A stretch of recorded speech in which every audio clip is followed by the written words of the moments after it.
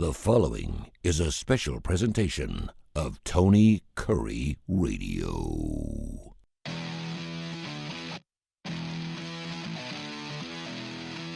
Hello, everyone. Welcome into Students of the Game. My name is Alex Baumann, and I'm joined by my co-host today, Gray Oldenburg and Nathan Glidewell.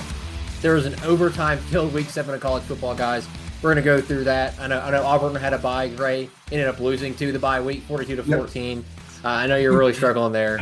Rough week for the Auburn Tigers. Hopefully, y'all bounce back next week. Thorn through his fifth interception. Yeah, Thorn through 5 interceptions against bye week. You had Darquez Hunter struggle. I mean, y'all can buy points. So I'm sorry, Auburn ended up losing their grade. It's a unfortunate thing. No bowl for y'all. Nathan, let's move on from the disappointment of Auburn and move on to, I guess you could consider a disappointment in Alabama, but they only have one loss. They're in the top 10, but I think a lot of Alabama fans consider this season thus far a disappointment. But they rebound from the Vanderbilt loss, take on South Carolina and Bryant-Denny, win 27-25. But it felt like Alabama would try to give South Carolina every chance to win this game. And South Carolina was like, no, we don't feel like it today. But we touched on it last week. We brought up how we defined all we need to know about Alabama and how they responded to that Vanderbilt loss. So what did you find out about Alabama in this win against South Carolina? Granted, it was a tough one. Well, I've had a little over 24 hours to kind of let this marinate and really just get a grasp of what happened this weekend. Because I think it's easy to go ahead and overreact to say, oh, you only won by 2 at home. You played sloppy. You didn't play good. I mean, you probably should have lost the game. And while all those things are true, you break it down into a little bit more of a detailed result, and you look at where Alabama did improve. I mean, I know it's not going to show it in the final score, but you watch film, you can see things that were done better, especially on the defensive end. I think that was a huge thing. The third down conversion rate, I think South Carolina was 7 of 15 on third downs, if I'm not mistaken. Or some close to there. The biggest thing there, South Carolina was able to put together, I think it was the beginning of the third quarter, they were able to put together a drive where they converted on like 5 third downs. That cannot happen. That is the main thing that I was mainly concerned with. Alabama found ways to get off the field earlier on in this game. It was 14-0. Alabama had all the momentum, and you do stupid stuff. I mean, you can go to the drive before, let's say South Carolina had the ball last, 4th and 9, they get a touchdown off it. I mean, you only rush 3. I didn't agree with that. I always love bringing pressure, especially 3rd, 4th down. You bring pressure. You put the quarterback in Lenore Sellers in a tough scenario to make a play, rather than just letting him have all the time in the world, which he did. And like it or not, these cornerbacks and defensive backs are still pretty inexperienced, and they gave it a touchdown. And that's a huge momentum shifter. Alabama then gets the ball back. Joe Morrow, he tried to make a play, and I believe he ended up getting a safety off of intentional running in the end zone. Yep. And that's something he has to be more aware of. I think it's just another thing that happens in the moment. You can't really blame the dude, but then again, you're the leader of the team. You're the veteran quarterback. You have to be able to make a play and not have that happen. Anyway, South Carolina gets the ball back. They don't do anything with it. You get the ball back. I believe there's around a minute or so left before the half. Alabama tries to make things happen. It ends up being third down, I believe. With about 10 seconds, we call a timeout. Don't know why. Should have just went to half. Joe Morrow throws a bad pick. They return it within field goal distance. 1 second on the clock. They kick a field goal. And when it's 14-0, and then you suddenly look up at halftime, and it's 14-12, and they get the ball to start the second half. All the momentum you had, the momentum that could probably have built a blowout lead, it's gone. It's gone, and that comes down to coaching. That's decision making where we tried to force something when we shouldn't have. I think after the safety, I really just wanted to go to half, and we made it worse. We tried to do stuff, and we made it worse. That's a big thing, and that's on Kalen DeBoer. That's on Nick Sheridan for trying to force stuff on the offensive end. Defense has to do a better job of not giving up conversions on 3rd and 4th down. I feel like a broken record. I say this every week. Especially last week, but I felt like we did a better job in that sense, especially in the second half. if you ignore the opening drive South Carolina had to take the lead 19-14 to open the second half, they struggled. They struggled on the offensive end. The defense did a really good job. I was impressed with Quay Robinson and Quay Russaw, both of them. They did a fantastic job off the edge. Defensive line, I felt like they struggled. They got they got bullied, frankly. Linebackers just wanted to meet Rocket Sanders, fantastic running back in the gap rather than going and attacking. I think that's a big thing. You want to go downhill, you want to attack. And the cornerbacks, I didn't feel like they got picked apart a lot, but when you're also playing 5 yards off and you're in cover one the entire time, it puts them in a bad scenario. So that's why I came Womack for continuously putting them in that spot. I didn't like that. I want the play calling to change on that end. It's frustrating to see every single third down where you're having your cornerbacks 5 yards off the receiver and they just run an easy slant and pick up first down. That what happened last week. Diego Pavia saw that. He picked us apart with that. Lawrence Seller saw that this week. He picked us apart with that. So it has to change in that sense. I will say it showed a lot of adversity to be able to go down and retake the lead. It would be easy just to sulk in it and just completely disappear in those scenarios. South Carolina is a very good team. They've had games where they probably should have won. LSU comes to mind. They probably should have won that game. They handled Kentucky really well. There's just some things that come to mind. So it's we look at these games like Vanderbilt. Of course, you want to say that's a terrible loss. Vanderbilt's a good team. They went and beat Kentucky this weekend. They're a very good team. They lost to Georgia Southern. That's a fact, but Vanderbilt is a good team. South Carolina is a good team. So this isn't just the SEC where you can sleepwalk through and say all these teams are absolutely terrible. It's not like that anymore, especially in the modern day of college football where all these guys are going through the transfer portal and these schools definitely have money. They can figure out how to do stuff with it. So in the moment, I don't think I was happy with a win. But at the end of the day, a win is a win. I know. I know Alabama fans aren't used to saying that. Year that comes to mind, 2014, Alabama lost to Ole Miss at home. And we go play Arkansas. We only win 14-13 in that game. Nick Saban had a lot to say after. He was extremely happy that, the players are happy that they won. And I think it's more about being grateful of getting the win rather than looking on the downside and saying, we only won by 2, or this could have happened if this happened. And talking about hypotheticals. Like that's not where we should be as a fan base. We should be happy that we are sitting at 5-1 going into Tennessee week. And of course that has a lot of implications, but things did improve this week. If you ask me after the game, I'd say that game was worse than the Vanderbilt game, but breaking down film and watching what happened, it was better. It just some plays didn't get to plan, and we committed a lot more turnovers. That would be the main thing. Nathan, before we move on to other college football games, and I know you kind of recapped a lot there with Alabama. A lot of fans and a lot of people around the country, even analysts, are criticizing Nick Sheridan's play calling when it comes to being less run oriented. And you look at the stats, Jam Miller only 12 carries, Justice Haynes only 8. And coming into the season, everybody was hyping this group up as being one of the best in the country, if not the best, alongside Ohio State and Penn State.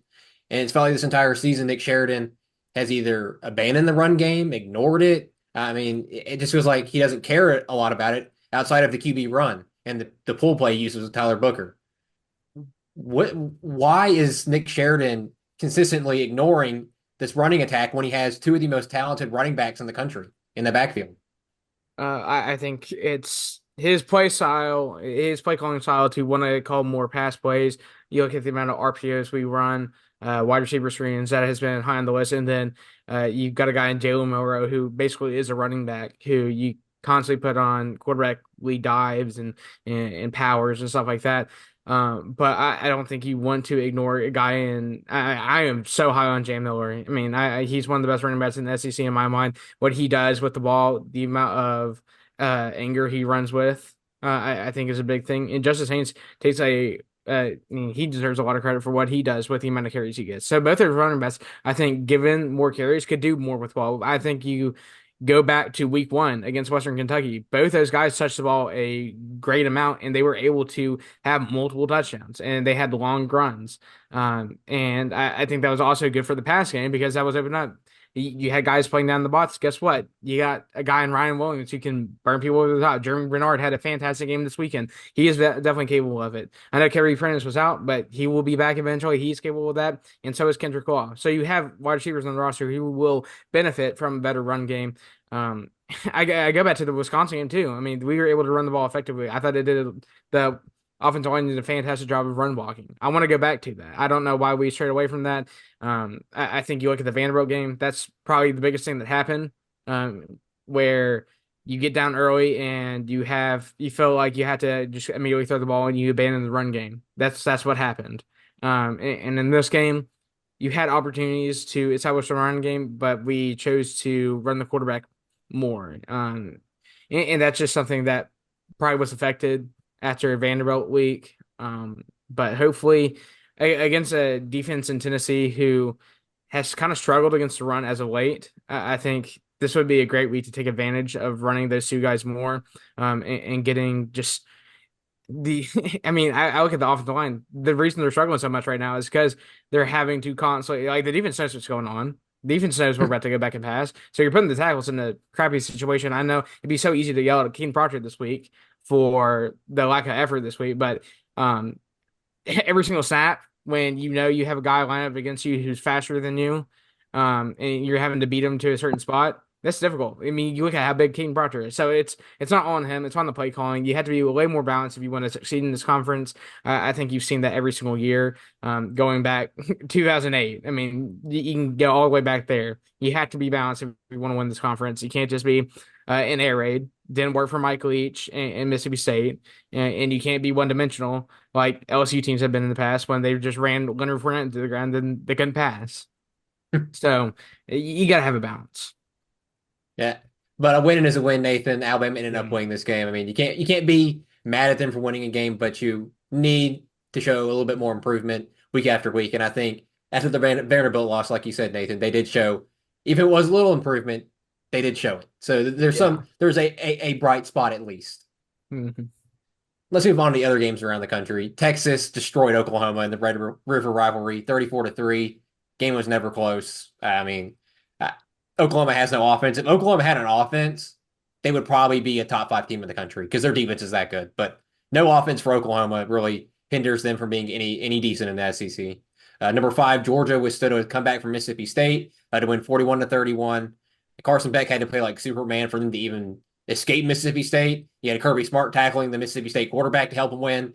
I mean, Georgia is kind of like Alabama in a sense where people are overhyping them or did before the season started, and they're really showing, not just them, Georgia and Alabama, but the whole entire country is showing that the talent is much more dispersed now. And this game is just one of the many examples. Number 16, Utah lost to Arizona State 27-19. And then to top it all off, our favorite quarterback, Cam Rising, is out for what looks like the year with the lower leg injury, and he is eligible for medical redshirt to return next season if he chooses to do so. Fries in the bag. Fries in the bag. Fries in the bag. Number 4, Penn State avoided an upset from USC, 33-30 in overtime. The Penn State tight end Tyler Warren. If you have not seen the clips and everything on social media, recommend going to watch that. Dude was all over the place. The best tight end in the country, I think, so far. I don't think there's anybody close. Like I said, I definitely recommend going to watch those clips of him, and especially the play where he was the center and then caught the touchdown pass. Yeah, that catch was amazing. crazy. Number 23, Illinois also avoided an upset by Purdue, 50-49 in overtime. Purdue almost got their signature win they usually get every season, upsetting a ranked team, but they fall short. Great. Eric Collins was on this call. I'm not sure if you heard it, the Hornets announcer, but he did an amazing job. Hopefully he does more nationally televised games like that. He's so good at football. He's so good at football. He's great at basketball, but man, we get him on a football field. The electricity coming out of his voice is just next level. Number 14, BYU dominated Arizona 41-19. Not sure what's going on with the Wildcats. I think me and Nathan have both have predicted them at the start of the season to at least contend for the college football playoff, but they are not even close. 3-3. And I know it's only 3 losses, but what they have coming up, this team, there's no hope. No hope in the Big 12 with 3 losses. Colorado's comeback fall short against Kansas State, lose 31-28. I'm pretty certain we're all pretty glad Colorado loses. We're kind of tired of all that jazz with the Buffaloes. Is Number Shiloh Sanders still on the ground right now? He might be. Is He broke both his legs that play. Number 8 Tennessee, their defense stepped up in overtime to escape Florida 23-17. Graham Mertz is out for the season for Florida, so Billy Napier has his job on the line and is starting a true freshman quarterback in DJ Lagway. Granted, Lagway was, I believe, the number 1 overall quarterback recruit, so it's not like he's put some scrub out there, but not ideal for Billy Napier. LSU upset Ole Miss 29-26 in overtime. I think Damian Harris's quote from a couple weeks ago we talked about really rings true here. Lane Kiffin's a front runner. They can't win in close games, and they didn't win a close game here, and they haven't yet. Jackson Dart looked like Anakin Skywalker in the post game, had all that happen. I mean, Ole Miss, there's still an outside look for them, but it's getting tougher and tougher with the no signature win they have on their record right now. I mean, what's the biggest win they got? Yeah, Exactly. no wins. I mean, Exactly. what? They've Furman? got to beat Georgia in a couple of weeks to have any shot or any say. Well, I mean, they've got to win out anyway, but to have that fighting chance and to want to be in Atlanta, you got to win out and hope things fall in your lap, which I don't know. I don't think so. Number 2, Ohio State fell to number 3, Oregon, 32-31 after Ohio State's quarterback Will Howard decided to do his best Dak Prescott impression and scrambled on the final play and slid down as zeros hit the clock. I don't get it, guys. I mean, you look at Will Howard's stats before that, and if they had won the game, we'd probably be sitting here saying how good Will Howard is. But he makes one mistake. It's kind of like Peyton Thorne a couple weeks ago with Oklahoma. He plays really good, but he makes one mistake that costs them the game. And that's all we're going to talk about. That's all the media is going to talk about. They're not going to talk about how Will Howard made this pass or made this clutch play. We're going to be sitting here talking about how Will Howard cost his team the game. And that play, while there's other chances to win that game, make a defensive stop, that's what we're going to harp on. And that's just what it is for Will Howard. And Ryan Day, 1-7 versus top 5 opponents. I mean, is it time for Ryan Day to pack his bags? Is it? That is a very detailed question, Alex, because you look at Ryan Day where he is. I know it's easy to go off the record and say Ryan Day's a terrible coach, and he does have a tremendous amount of talent on that team. I believe that they were favorites to win the national championship this year, which is still possible. I'm not saying it isn't. It's one loss to a very, very good Oregon team on the road by 1 point. I'm not saying that they're out of that race, but it's easy to break down and say Ryan Day can't win the big games. But just imagine where Ohio State would be if they didn't have Ryan Day, if they had a different head coach. Might be better off. You might think, but the grass isn't always greener. It's easy to go in and abandon a coach like Ryan Day, but like he gonna go get what's your backup plan? I think the Indiana coach might be a good option for him because at least he can coach a team. I mean, Ryan Day, Ohio State's one of the places where you can have a mediocre head coach and win football games. I think Ryan Day's an example of that. Ryan Day's a mediocre head coach, in my opinion, and he wins football games. They get talent regardless of their coach. I mean, it's like Alabama. Alabama could have hired some scrub, and they're still going to get 4 stars at the very least. Yeah. It's a brand name thing, and you don't necessarily have to have Nick Saban as your head coach to get the marquee talent. That's true. Ryan Day is not a coach that I would think he could go to not even a bad program, but a middle of the pack program and win a bowl game, and get to a bowl game. He has not shown that, at least.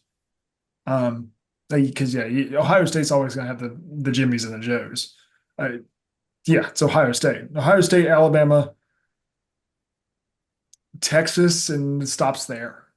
Notre Dame maybe they're teeter-totter. Yeah, but I don't think they're up on the level of those three. I do think Notre Dame is in that second group with the Georgias, the Clemsons, if you've got a coach that is that can speak English, you're going to get players there.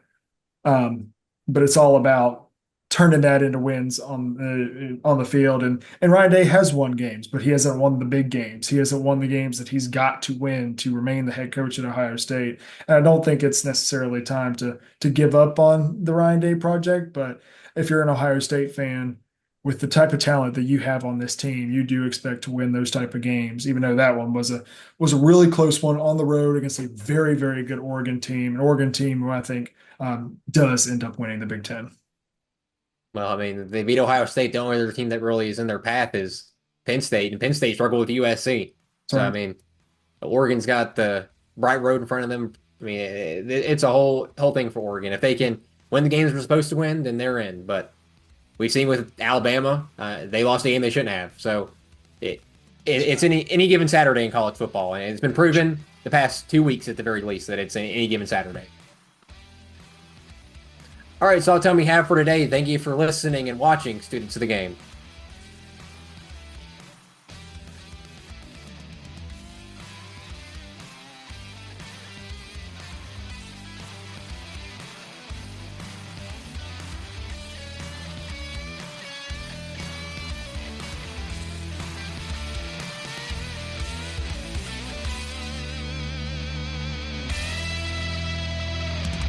This has been a special presentation of Tony Curry Radio.